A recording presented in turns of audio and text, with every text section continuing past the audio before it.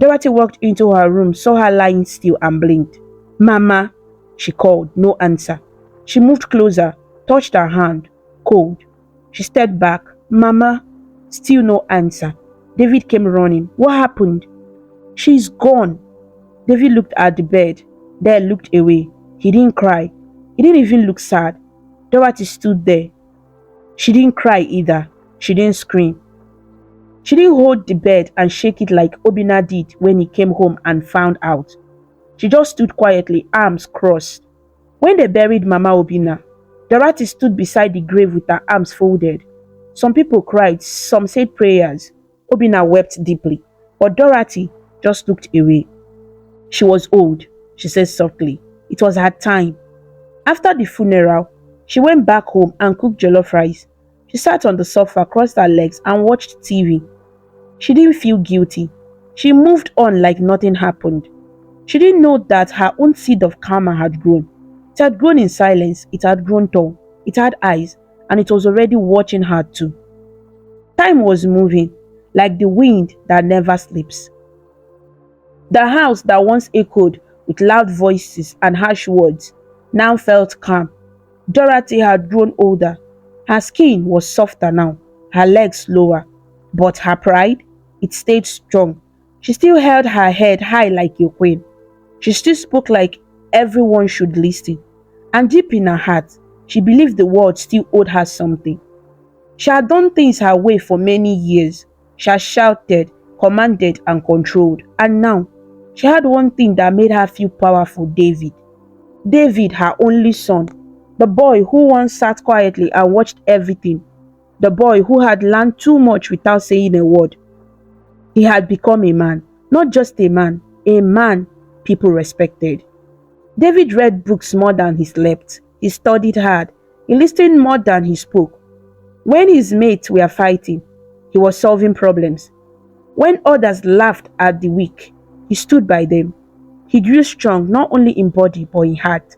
And in time, he became something big, something rare, a medical doctor. People who knew him called him the doctor with a good heart.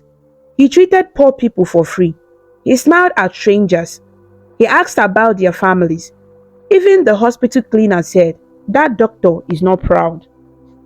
Dorothy felt like she was standing on a mountain whenever she spoke about her son. "Dr. David is my child," she would say loudly. In the market, she would wave her phone around. "See this phone? My son bought it. Do you know who I am? I am Dr. David's mother." The market woman would nod politely. "Yes, we know." She showed off his gifts. "These shoes, David.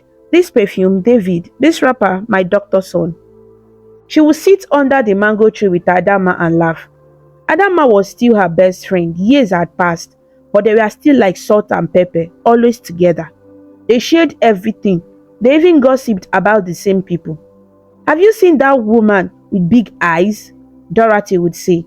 "She looks like she swallowed trouble," Adama would reply, and they would laugh. But not everything about Adama was loud. She had a good daughter. Her name was Loveit. Loveit was not like her mother. She was quiet, she was soft. She walked gently and spoke gently. She had brown skin and bright eyes. She loved books, children, and old people. She helped anyone who needed help. She didn't talk much, but when she spoke, people listened. One afternoon, Dorothy sat with Adama outside. The sky was blue, the wind was slow. Adama was peeling granules. Dorothy found herself with a piece of old newspaper. They were talking about a neighbor's son who got into trouble. "That boy is lost," Dorothy said, "not like my David." Adama smiled. "Your son is special." Dorothy smiled proudly. "God gave him to me." Then Adama paused. "You know what I have been thinking?" "What?" Dorothy asked. Adama's eyes lit up. "What if David marries Loveit?" Dorothy dropped her fan. "Ah, that idea is sweet." Adama laughed. "Let's matchmake them." Dorothy stood up and clapped her hands. "Yes, they must marry. They will be perfect," Adama added. "Your son is a gentle lion. My daughter is a soft dove. Their babies will be fine and fresh," Dorothy shouted. I will be the queen of that home. I will sit down and cross my legs. Loveit will treat me like gold. Adama joined her. And I will come every Sunday to eat jollof rice. They both laughed and laughed. People passing by turned to look. They are planning something again, one man said. The plan was set. All they needed now was David. And the call came. Mom, David said on the phone, I'm coming home next week. Dorothy almost danced out of her wrapper. She cleaned the whole house, washed the curtains, wiped the chairs twice. She even polished the doormats. Then she called Adama. Get Loveit ready. I don't want any wrinkles on her dress. Adama replied, Don't worry. Loveit is always ready. The day arrived. David came down from the bus, carrying a small suitcase. He was taller now. His shoulders were broader. His smile was the same, gentle and true. Mommy, he called. Dorothy rushed out. My son, my doctor, my king. They hugged tightly. That evening, they all sat together in the living room. The fan was spinning slowly. The chairs were arranged perfectly. Dorothy looked at Loveit and smiled sweetly. David, meet Loveit. Loveit stood up politely. It's nice to finally meet you, doctor. David looked at her. He noticed her calm eyes, the way she said finally, with a smile, not pride. He noticed she didn't wear too much makeup. She didn't try to impress. She just stood quietly like a woman who knew her worth. Nice to meet you too, David said. They talked about music, about books, about work, even about food. Dorothy and Adama stood by the door, peeping and smiling. Later that night, David called his mother into the kitchen. Mom, he said, Loveit is different. Dorothy's eyes widened. You like her? David smiled. Yes, she's not like others. Dorothy grabbed his hand. That's Adama's daughter. She was raised well. David chuckled. She was. Over the next few weeks, David and Loveit became closer. They went on walks. They read books together. They played Ludo with the children in the compound. David would laugh in a way Dorothy hadn't seen in years. One afternoon, David sat beside his mom. Mom, I think I'm ready. Dorothy turned quickly. Ready for what? David looked into her eyes. To marry Loveit, Dorothy screamed. Yes, yes, yes. She called Adama. It's happening, she shouted. He said he's ready.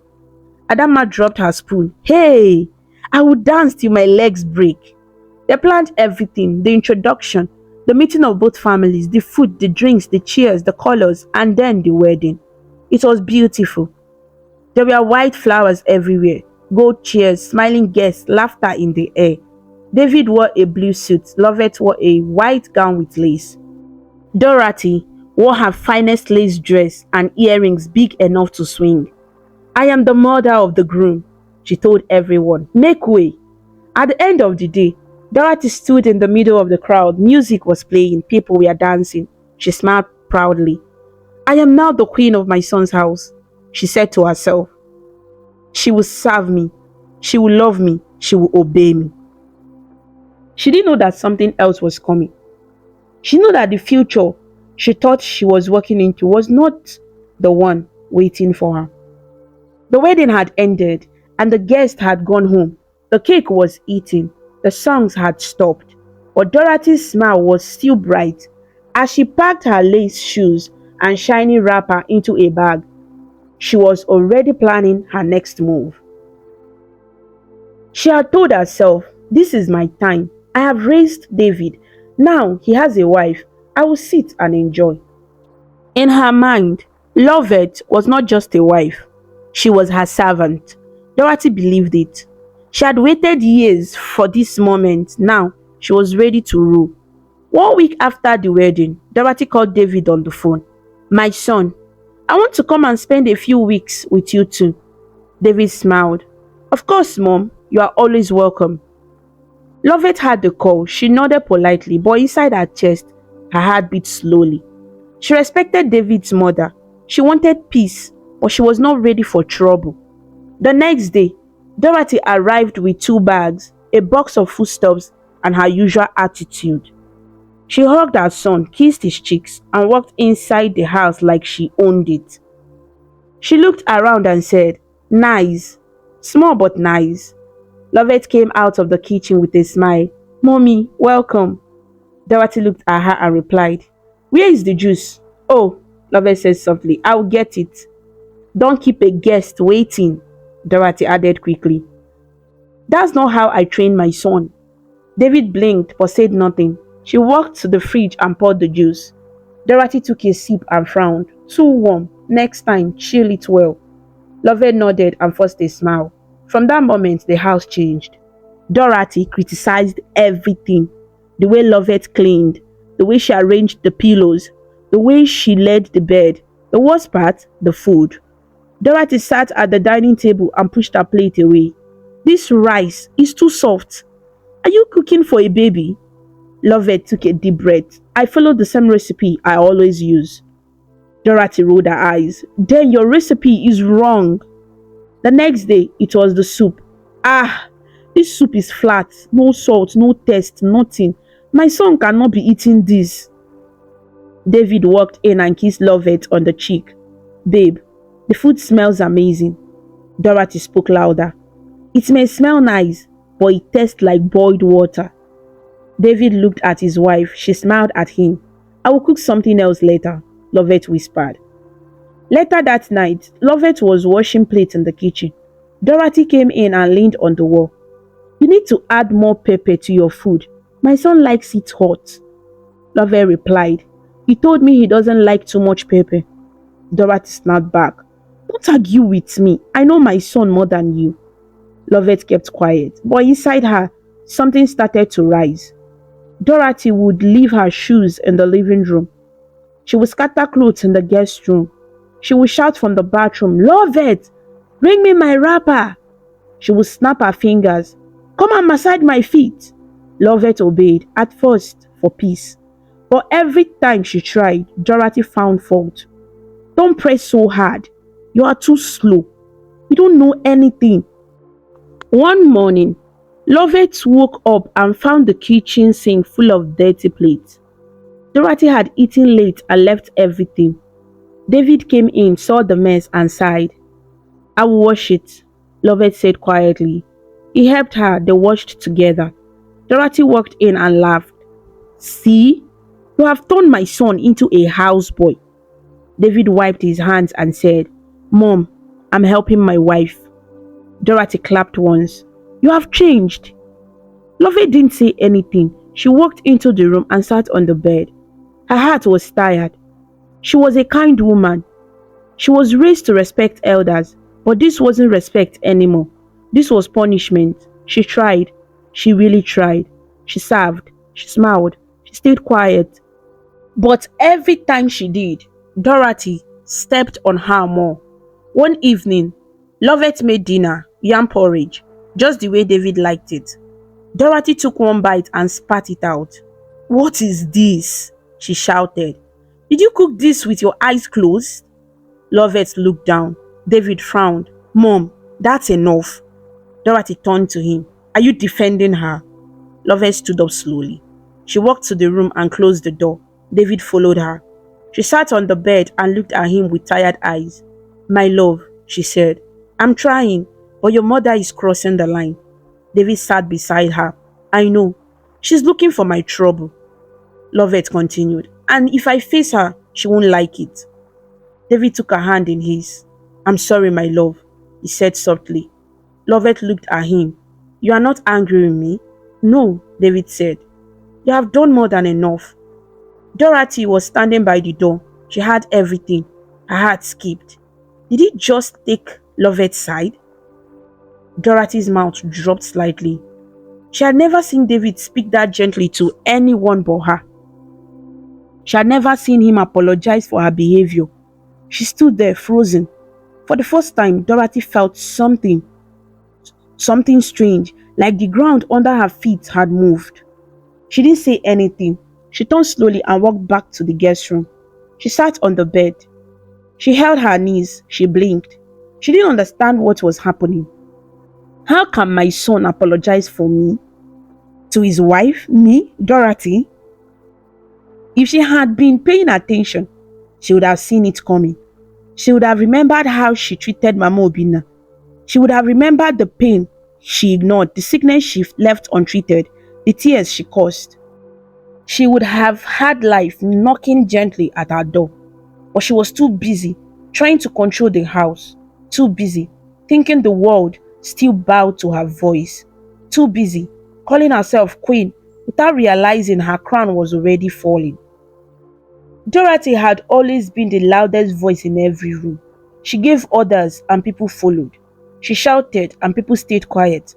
She walked with her shoulders high and her lips pressed tight like a queen. But now, things were different. After her last visit, she waited a few months before packing her bags again. She called David one day and said, "My son, I'm coming to stay with you people for some months." David said yes, like a good son. He didn't want trouble. "You are welcome anytime, Mom," he said. Loveit had the phone call. She looked at her husband and asked, "Why is she coming? Is your mother's house on fire?" "Baby, I know you are already tired of my mom's attitude, but I promise you, this time around, she would behave," David replied. Loveit nodded slowly. Okay, but in her heart, she already knew. This 1 month would not be peace. Dorothy arrived 2 days later with 2 full boxes, her big paws, and the same proud face. "Loveit," she called. "Where are you?" "I'm here," Loveit said quietly from the kitchen. "Come and help me carry these bags." Loveit walked out, looked at the boxes and said, "You packed like someone who is coming for a year." Dorothy rolled her eyes. "I like to be prepared." David came out and hugged his mother. "Mom, welcome." Dorothy smiled. "I'm here to rest though. I want full pampering. No stress." Loveit smiled slightly, but said nothing. From the first night, Dorothy acted like she owned the house. She told Loveit to cook something different. She moved things in the kitchen without asking. She changed the TV channel while Loveit was watching her favorite show. "Why are you watching these boring things?" Dorothy said. "Put on news or family drama." Loveit didn't argue. She just stood up and went to the bedroom. Every morning, Dorothy made noise in the kitchen. She would say things like, "This pot is too old," or "Why are these plates scattered?" or "When I was your age, my home was perfect." Loveit said nothing, but she was watching. One day, Loveit cooked a meal and served Dorothy. Dorothy tasted it and frowned. "Why is this soup cold?" "I just brought it out of the pot," Loveit replied. "You want to poison me with cold food?" Loveit looked at her, calm. "No one is poisoning you." "Well, it feels like it," Dorothy said. That night, Loveit went into the room and sat beside David. "Babe," she said, "I'm trying, but she's not letting me breathe." "Baby, I'm telling you now, so that when I start my own, you won't say anything because now your mother is doing her own. You are not talking to her." David rubbed her hand. "She's old, babe. Please, just bear it. I promise she will leave soon." Loveit nodded. "I will try." But the next day it got worse. Dorothy called out from the sitting room. "Loveit, come and warm water for me." "I'm busy," Loveit replied. "You can't even take care of me?" Dorothy shouted. "I'm not your maid," Loveit said gently. "You can warm it yourself." Dorothy gasped. "In my son's house?" Loveit came out of the room, stood in front of her, and looked her straight in the eye. "This is not your son's house," she said. "This is my husband's house. If you don't like how I live, you can leave." Dorothy blinked. "What is it?" Loveit continued. "Who do you think you are? You come here and act like you built the house with your hands." Dorothy tried to speak, but Loveit didn't stop. "My husband married me, not you. You don't control me. You don't rule here. So please, let me be." For the first time in her whole life, Dorothy had no words. She stood there shocked. Loveit turned around and walked back into her room. Dorothy sat down slowly. Her heart was beating fast. She couldn't believe what just happened. Her own daughter-in-law had spoken to her like that, and she couldn't even reply. She stayed quiet for the rest of the day. Few weeks later, something else happened. Adama came to visit. She entered the house with her big handbag, her scarf tied high, and her voice louder than ever. "My Loveit, my beautiful daughter." Lovett forced a smile. Mommy, welcome. Adama sat beside Dorothy and the two old friends laughed and gossiped. Dorothy, Adama said, you need to teach this girl how to control her husband. If not, he will follow her everywhere like a goat. Lovett walked in just as she said it. Mommy, Lovett said, what did you say? Adama smiled. That's a joke, my daughter. Lovett shook her head. No, it's not. You came here to teach me how to destroy my home, the same way you destroyed yours. Adama frowned. Mind how you talk to your mother. Lovett's voice rose slightly. You are not here to help me. You are here to spoil my peace. My husband is kind, loving, caring, everything I prayed for. And you are telling me to control him? You think it's normal for women to use their mouth to scatter their homes? Adama stood up slowly. Lovett's voice was firm now. Leave, go home. Don't come to my house again. Don't teach me your bad ways. Adama's mouth opened, but no sound came out. Lovett pointed at the door. Please go and don't come back. David came out of the room and saw what was happening. He didn't stop Lovett. He held her hand and stood beside her. Adama turned, picked her bag and left quietly. Dorothy ran after her. Adama, but Adama said nothing. She walked down the street with tears in her eyes. She reached home, dropped her bag, sat on her bed and cried. She thought about what her daughter said. She saw her past like a movie in her mind. She remembered the times she laughed when Dorothy insulted people. She remembered how she taught Lovett to be loud when she was young, but Lovett didn't follow her path. Now Lovett had turned her way. Adama sat on the floor and wept. My daughter has abandoned me, she said. She cried and cried. And as the tears dropped, so did her pride. She saw her mistakes. She felt her shame. She regretted her actions, but it was too late. Too late to change everything. Too late to fix the damage she had planted long ago. Time was moving fast, and Dorothy was not the same woman anymore. The days when she shouted at everyone we are gone, her body had changed. Her legs were no longer strong. Her back hurt when she tried to stand. Her hands shook when she tried to lift a spoon. Her cough was loud at night. She couldn't even wear her fine clothes anymore. They looked big on her now. Her eyes were tired and dull. One morning, she sat at the edge of her bed. Her breathing was slow and heavy. She picked up her phone and called David. Her voice was weak. My son, I don't feel well. David came that evening with his black doctor bag and stethoscope. He wore a clean shirt and serious face. He checked her blood pressure. He touched her wrist to feel her pulse. He asked her to breathe in, then out. She obeyed slowly. After checking everything, he stood up and said, You need to rest. Dorothy smiled a little. So you will take care of me now? David looked at her and said, Yes, I will do what I can. Dorothy nodded. Something in her chest felt warm. He still loves me, she thought. I'm still his queen. But that feeling didn't last. That night, Loveit came into the room with a tray of food. She didn't say hello. She didn't smile. She didn't ask how Dorothy was feeling. She dropped the tray on the floor, hard. Dorothy looked at the tray, then at Loveit. Is that for me? She asked, confused. Loveit didn't answer. She turned and walked out of the room. Dorothy called out, Wait, Loveit! But the door closed behind her. Dorothy sat in silence. She looked at the food on the floor. She wanted to bend and pick it up, but her back was aching. Her hands were too weak. She dragged her body slowly to the floor. It took her a long time, but she picked the tray and sat on the edge of the bed. The food was cold. She didn't complain. She just ate quietly, one small spoon at a time. No one came to check on her. The next morning, she woke up with pain in her chest. Her stomach was hot. She tried to sit, but she couldn't. She waited for someone to come. No one came. It wasn't until afternoon that David entered the room. He didn't ask how she slept. He didn't hug her. He walked in with his doctor bag. He checked her eyes. He used his stethoscope. He gave her an injection. He said, This should help. Dorothy looked up at him. You didn't bring my medicine yesterday. David answered without looking at her. Loveit was supposed to bring it. I told her. Dorothy nodded slowly.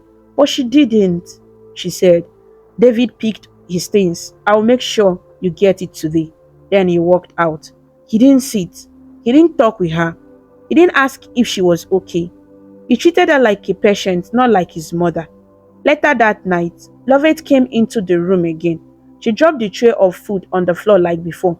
She didn't look at Dorothy. She didn't speak. Dorothy said softly, Please, help me with my medicine. Loveit didn't answer. She turned and left the room again. Dorothy looked at the tray. It had yam porridge and a spoon. She sighed. Her hands were shaking badly. She didn't know how she would eat or take her drugs. That night, she didn't eat. She didn't sleep. She cried quietly. She remembered how she treated Mama Obina. She remembered dropping things in front of her. She remembered refusing to give her medicine. Now it was happening to her. Only now, there was no one she could shout at. She was weak. She was sick. And she was alone. The next day, David came again. He cleared her up, gave her water, and checked her temperature. Still no warm words. Still no smile. Still no how are you, Mom? Dorothy waited until he packed his bag again. David, she said in a quiet voice. He paused. Do you hate me? David stood still for a moment, then turned around. He looked at her. No, Mom, he said. Then why are you treating me like this? She asked. David walked to the window and stared outside for a long time. Then he turned around slowly and said, I'm treating you the way you treated Grandma. Dorothy blinked. She didn't understand. I don't shout at you, David said. I give you your medicine. I clean your room. I help you sit up. But I don't hug you. I don't smile at you. I don't laugh with you. You taught me that. Dorothy's lips shook. Her eyes filled with tears. His words were quiet, but they felt like a sharp knife in her chest. She looked down. Her mouth opened, but no sound came. David dropped the water bottle beside her bed. Then he turned and left. Dorothy didn't move. Her chest felt heavy. She wanted to call him back. She wanted to say, I'm sorry, but her voice refused to come out. Later that evening, she tried to eat the cold food Loveit dropped. Her hand shook so badly that the spoon fell on the floor. No one came. She left the food there. Her stomach burned, but she had no strength. Loveit didn't come back to check. David didn't return until the next day. That afternoon, as she lay quietly on the bed, she heard voices in the sitting room. She heard her name. It was David and Loveit. Loveit was saying, She's getting worse. David replied, Yes. Should we take her to another hospital? Loveit asked. David's voice was calm. No, I have done all she needs. It's not about hospital now. There was silence.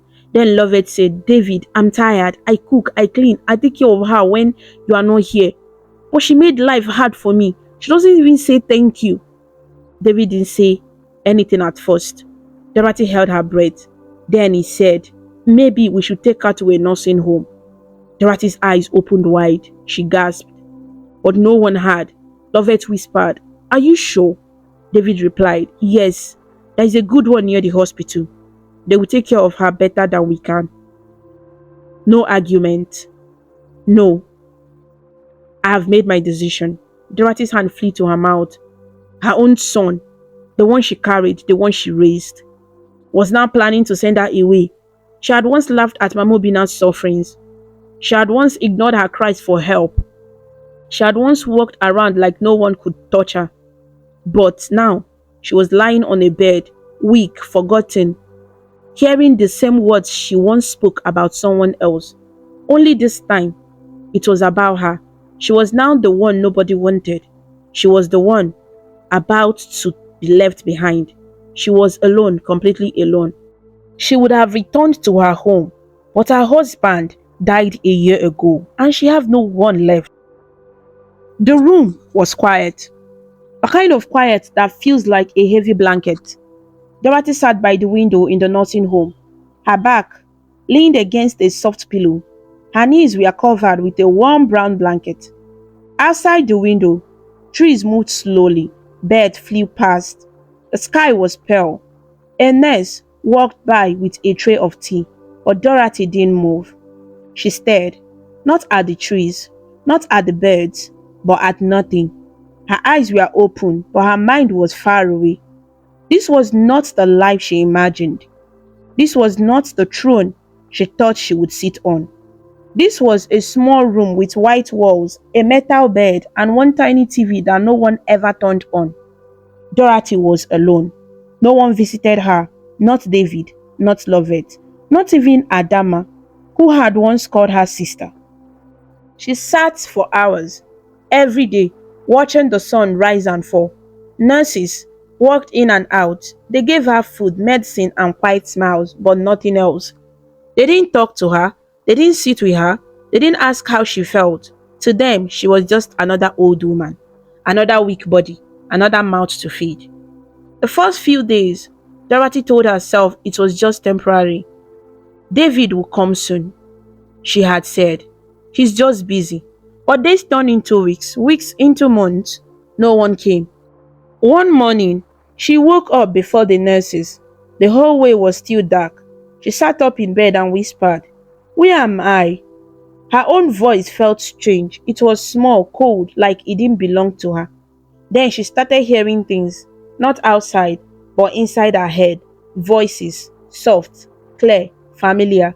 Your mouth will put you in trouble one day. She turned her head sharply.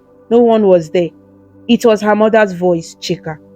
She could hear it clearly, like the woman was standing by the door again, holding a bowl of hot pap. "I warned you," the voice said again. Dorothy closed her eyes, but the voice came again. "Be careful how you treat people." Another voice. This time, it was Mama Obina. Dorothy's hands began to shake. She opened her eyes wide and whispered, Stop talking." But the voices didn't stop. "What goes around, comes around," Mama Obina's voice said softly. Dorothy covered her ears. No, no, stop it." But she could still hear it. Her mother's voice, Mama Obina's voice, and then worst of all, her own voice, throwing insults like stones. "Your dress looks like cotton. Are you talking or fighting with your mouth?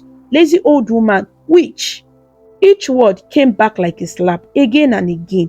Her own voice, her own mouth. Dorothy shook her head. Tears rolled down her cheeks. "I didn't mean it," she whispered. "I didn't know it would come back." But it was too late. Now, there was no one left to listen to her. Not David, not Loveit, not even Adama. She had pushed them all away. With her words, with her pride. Now, all she had left were memories and voices and silence. She turned her face to the window. Outside, the birds kept flying. Inside, her heart kept breaking. Over and over again, she cried out her eyes. The nursing home was cold and quiet. The walls did not smile. They did not speak. They only held stories. Some of them loud, some of them silent, some of them forgotten. Dorothy's room was at the far end of the hallway. The window faced a small tree. That was the only thing she saw every day. The same tree, the same beds, the same sky. Her room had a metal bed, a soft pillow, and a thin blanket. A wooden table stood by the wall, holding a water cup and a box of tissues. In the corner, there was an old radio no one turned on anywhere. Dorothy no longer had energy. Her body had become small. Her voice was now a whisper. Her legs couldn't carry her. Her back ached every time she sat up. Her fingers looked like sticks. Her cheeks had sunk in. Her eyes were dim. She wasn't dying, but she wasn't alive either. She was just waiting. Every morning, a nurse walked in and said, "Good morning, ma." Dorothy barely nodded. Her lips would move, but no sound came out. "Tea or pap?" the nurse would ask. Dorothy would lift her hand slowly to point. That was all. She didn't complain. She didn't speak. She just stayed quiet. The nurse would place the tray on the table, clean the room, then leave. And the room would be quiet again, too quiet. Sometimes Dorothy would try to listen to the footsteps in the hallway, just to feel like the world was still moving. Sometimes she counted them, 1, 2, 3, until the sound disappeared. She was used to silence now, but silence has a voice of its own. One afternoon, it started raining. The drops hit the glass window gently, like fingers tapping on it. Dorothy sat up very slowly. Her bones made soft cracking sounds. She turned her head to the window and stared, not at the rain, but through it. Her mind was not in that room anymore. It was far away, in the past, in her mother's voice. That voice came back again. Dorothy, this your mouth will put you in trouble. Then another voice. Be kind to people. And another, what goes around comes around. Dorothy blinked. The tears came without warning. She closed her eyes. The voices got louder in her head again. Chika, Mama Obina, even her own voice, young, proud, sharp, and cold. She had herself saying, my house, my rules. She had herself laughing at Mama Obina. She had herself calling her lazy, calling her a witch, calling her a burden. She opened her eyes and looked around the room. No one was there. No one had come to visit. Nobody. She remembered Adama too. They had planned everything together. They had laughed together. But now, silence. She looked at the cup of water on her table. She reached for it, but her hand trembled. The cup almost fell. She sat back slowly and let her hand rest. She couldn't even hold a cup. She had once held power. She had once walked through the market with her head high, shouting, do you know who I am? Now no one knew. Now no one cared. A tear dropped onto her hand. She wiped it with her blanket. But more came. She cried in silence. Her shoulders shook. She bit her lip. Her heart felt like it was breaking piece by piece. No one had to hit her. No one had to shout at her. The pain she felt now was coming from the inside, from the memories, from the guilt, from the truth. She sat back in bed. She closed her eyes and she saw Mama Obina again, sweeping the compound, cooking at midnight, carrying water with shaking hands, and Dorothy shouting at her. Faster! Are you deaf? The soup is tasteless. Dorothy shook her head. I didn't know, she whispered to herself. I didn't know how it would feel. But now she did.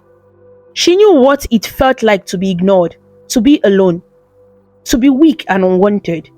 She knew what it felt like to be sick and no one to ask, how are you feeling? She remembered the day she laughed when Mama Obina fell down, and the day she called her useless, and the day she refused to buy her medicine. I'm sorry, Dorothy whispered. I'm sorry, Mama. But it was too late. There was no one to hear her. The people she wanted to say sorry to were all gone. Gone far, gone forever. She looked at the window again. The rain had stopped, but the tears in her eyes had not. She wanted to write a letter, but her fingers were too weak to hold a pen. She wanted to call David, but she knew he wouldn't pick. She wanted to tell Loveit she was wrong, but Loveit would not listen to her. She had pushed them away with her own hands, and now those hands could do nothing but shake. She sat there for hours thinking, crying, regretting. A nurse came in quietly and placed a plate of food on the table. Dorothy didn't touch it. The nurse left. The clock ticked. The sky turned dark. Dorothy remained still. Some apologies came too late. She lived with regret, not because of sickness, but because of memory. And memory doesn't sleep. It comes every day, every hour, and it speaks louder than pain. She was dying, not yet, but every breath she took felt like a reminder. Not of who she used to be, but of who she refused to become. Death didn't come, but the pain stayed, and the result of her rude attitude followed her everywhere. Like shadows, she could not escape every single day. This story teaches us to be kind with our words and actions. Dorothy was a woman who used to insult people and treat others badly, especially her mother-in-law. She thought she was strong, but she was only proud. She didn't listen when people warned her. As she got older, everything she did to others came back to her. She ended up all alone and full of regret. The lesson is simple: be kind, be respectful, and treat others the way you want to be treated. Because one day, the way you treat people may come back to you. Thank you so much for watching this amazing story about Dorothy on African Stories by V. If you liked it and felt inspired, please show your support by clicking the like button, sharing with your friends, and leaving a comment below. To see more interesting stories and learn about different cultures, Subscribe to African Stories by V, and do not forget to ring the notification bell so you never miss a new story. Your support means a lot and helps us bring more stories to you.